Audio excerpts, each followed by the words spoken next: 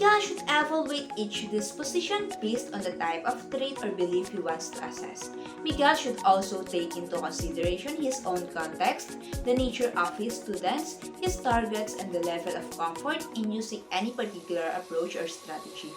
He must also be especially careful in avoiding the possibilities of students faking on self-reports and even peer judgments. Among the methods of assessment, the most suited method that we could use to evaluate students' altruism would be teacher observation. Teacher observation can be either structured or unstructured.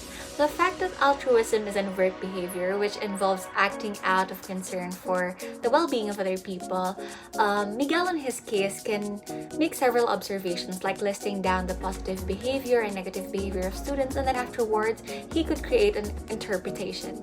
Teacher interview is an effective strategy to evaluate social-emotional traits such as self-efficacy. Interviewing allows teachers to clarify questions in order to eliminate ambiguity and vagueness in students' responses, which are common difficulties when evaluating dispositions. In Miguel's case, he can utilize various methods like individual and group interviews to determine the students' perceptions of their skills to study calculus, whether it is positive or negative self-efficacy. He can now be directly involved with the students and provide feedback to individuals who have low self-efficacy. Interest will be best evaluated through a self-report, questionnaire, or survey. As the name suggests, a self-report is a sort of survey, questionnaire, or poll in which students are given a question and are free to choose a response. The term self-report refers to any method that asks individuals about their thoughts, preferences, and feelings. Miguel could construct questions that would help him learn about the students' thoughts on their math subject, and this would assist him in determining whether or not his students are interested in their subject.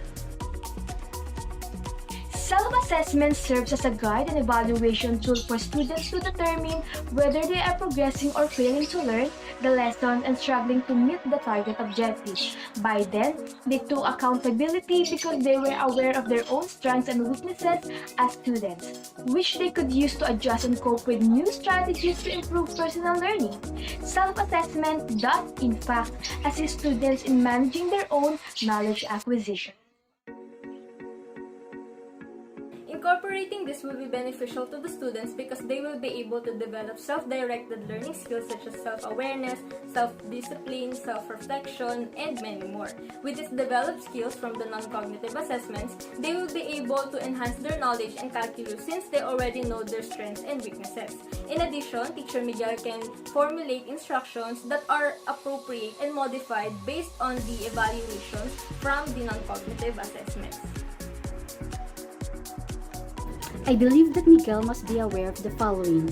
First, the learners must be well guided and directed. Procedures must be clear to students so that they can utilize it well.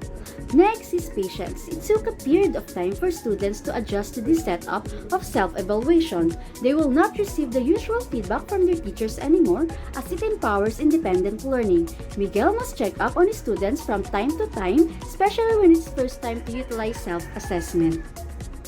Teachers must implement materials that will provide a structure for self-assessment so learners can benefit from it. Lastly, teachers must be aware that implementing self-assessment is time-consuming. Learners cannot just assess progress and reflect on their learning in an hour. It is a process and it requires time. And for teachers, it requires extra effort and patience in implementing it.